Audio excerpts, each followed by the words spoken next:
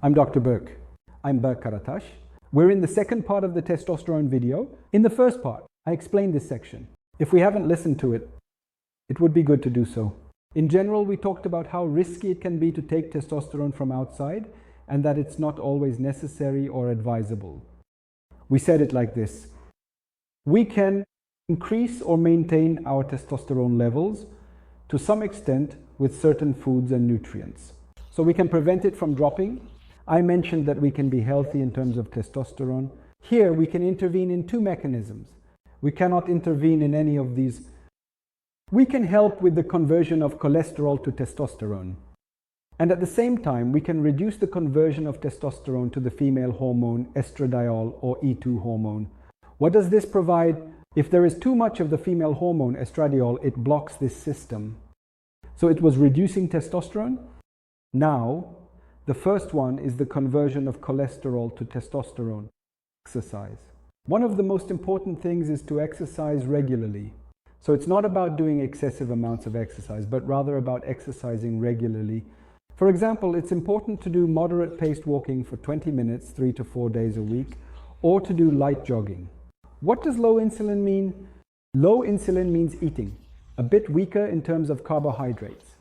Of course, it makes sense to consume some carbohydrates when exercising, but things like baklava and burek can trigger insulin secretion.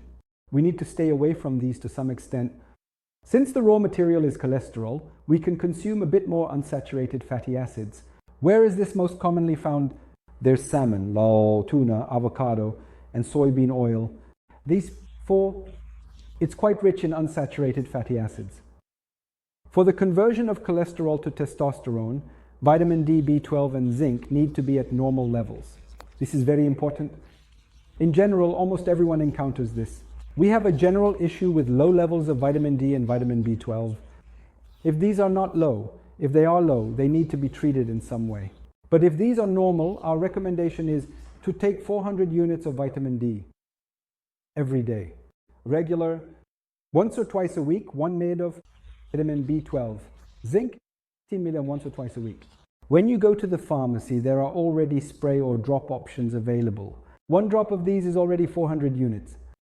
So it's simple. If you mention B12 and zinc, it will already say on the packaging, like one tablet has 2 milli, another has 1 milli, and 3 milli, there's a 15 milli, a 25 milli, and a 30 milligram.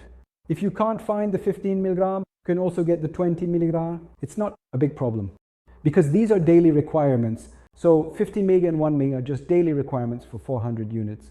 Taking these extra supplements this way is quite beneficial as it prevents the deficiency of these from cholesterol.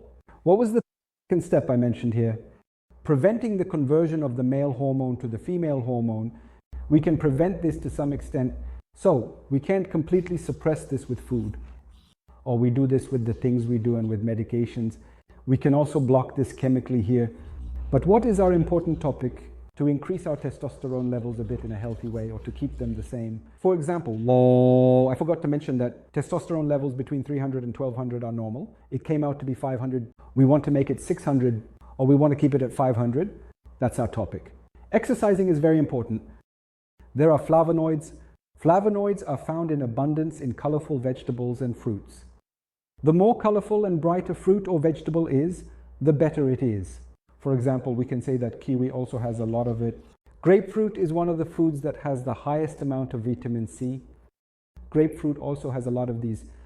Therefore, it's important to consume these in slightly higher amounts. I think most important item here is catechin. It's both very easy to take and really prevents this conversion quite effectively. What is this? Green tea. That's why I recommend drinking a cup of green tea every day, or rather, a cup of green tea, as it helps prevent this conversion. We're not talking about the nicotine in cigarettes. We know that smoking especially prevents the conversion of cholesterol to testosterone. But nicotine intake, which comes from vegetables, is mostly found in eggplant. We recommend consuming this once or twice a month, for example. The nicotine we get from eggplant also prevents the conversion of testosterone to estrogen. And lastly, vitamin C. Vitamin C is, of course, found in grapefruit, tangerine, orange, and all of them. I specifically mentioned grapefruit because it is very rich in flavonoids. That's why it's meaningful to consume grapefruit, especially in the winter months. So by adjusting our diet this way, it's not too difficult to regulate our testosterone levels, and it's already a very healthy way of eating. This way, we can keep our testosterone at a certain level, at least preventing it from dropping and even increasing it a bit. Thank you.